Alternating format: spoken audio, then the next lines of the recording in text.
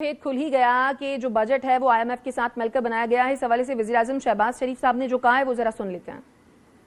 बात एक फैक्ट है कि हमें IMF के साथ मिलकर हमें ये बजट बनाना पड़ा है।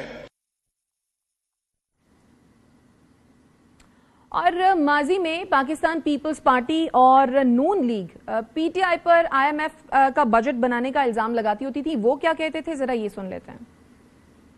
के ऊपर लोगों की जेबों से जबरदस्ती पैसा निकाला जा रहा है। इन्होंने इस मुल्क के अवाम की चीखें निकाल दी हैं।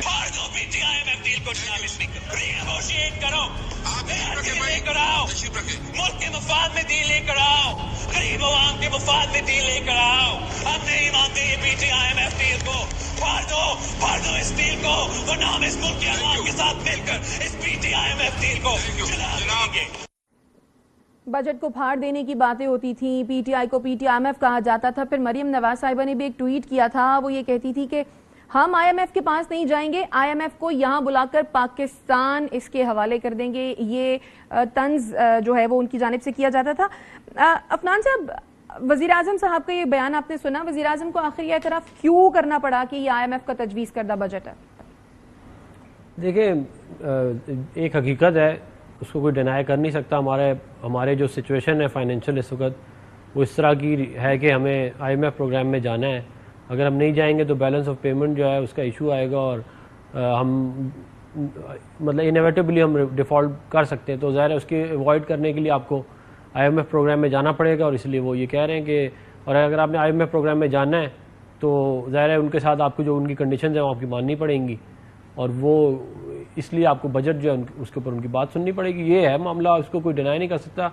2016 में मियां मोहम्मद नवाज शरीफ साहब की जब हुकूमत थी तो हमने मियां नवाज शरीफ साहब ने IMF प्रोग्राम से पाकिस्तान को सक्सेसफुली निकाला था, और उसके बाद 3 साल तक पाकिस्तान IMF प्रोग्राम में नहीं गया। तो लेकिन बदकिस्मती से उस वक्त जो है वो प्रोजेक्ट इमरान खान को लाना ज़्यादा ज़रूरी था, उसके चक्कर में लेकिन अफनानुल्लाह साहब, अगर आपको याद होगा जब पाकिस्तान तहरीक इंसाफ की हुकूमत थी तो मुस्लिम लीग नून की जानिब से बारहा तनकीद की जाती थी कि इनके पास तो अपना वजीर खजाना नहीं है।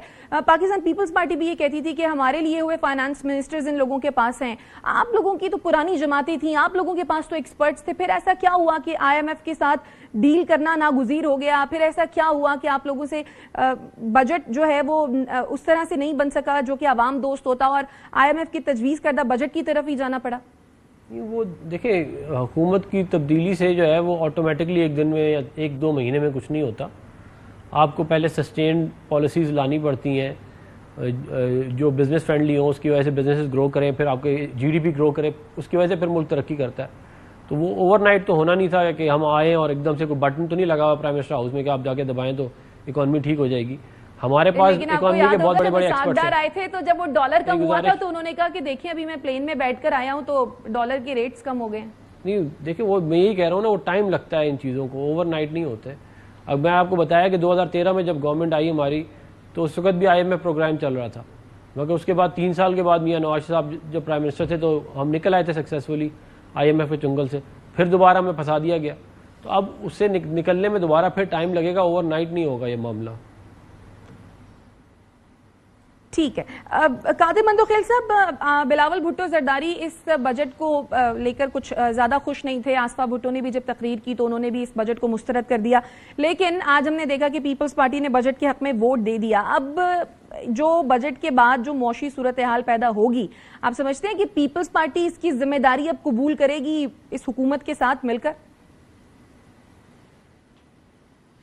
देखिए, पीपल्स पार्टी हरगिज़ कबूल नहीं करेगी जिम्मेदारी। उसकी वजह यह है कि 8 फरवरी के इलेक्शन के बाद सबसे जो बड़ी पार्टी है, चाहे आज़ाद या जो भी है नाम दे दो उसको, वो PTI थी।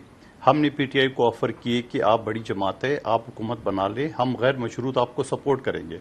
PTI ने इनकार कर दिया। हमारे पास इतना आदाद शुमार थे नहीं कि हम अकेले हुकूमत बना सके, तो दूसरी बड़ी जमात नून लीग थी, उनको हमने सपोर्ट किया। अच्छा, अब सपोर्ट के बाद फिर आप लोग सारे एंकर या दूसरे सियासी लोग हमें ताने देते थे आप हुकूमत का हिस्सा हो। हम कहते थे हम हुकूमत का हिस्सा नहीं है, हम इनको सपोर्ट कर रहे हैं।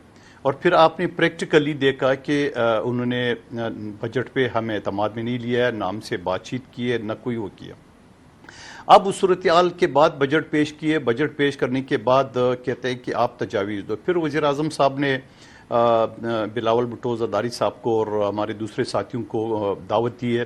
وہاں پہ جس دن دعوت دے رہے تھے اسی دن 2-3 گھنٹے پہلے حنیف عباسی صاحب کے ذریعے انہوں نے وہ ہم پر الزامات لگایا کہ ان کو پتہ ہے، ان کو بٹھایا ہے، ان کو یہ چیز، مطلب ان باتوں کا کیا مقصد. لیکن اس کے باوجود ہم نے کہا ٹھیک ہے ہم بیٹھنے کو تیار ہیں، آپ بتا دیں. پھر کمیٹی بنی پنجاب لیول پہ، مرکز لیول پہ، ان کے ساتھ بات چیت تو وہ حنیف عباسی صاحب نے جو کہا تھا وہ درست نہیں تھا، یعنی کہ پاکستان پیپلز پارٹی کو پتہ نہیں تھا یا ان سے کوئی تجاویز نہیں لی گئی تھی جب بجٹ بن رہا تھا؟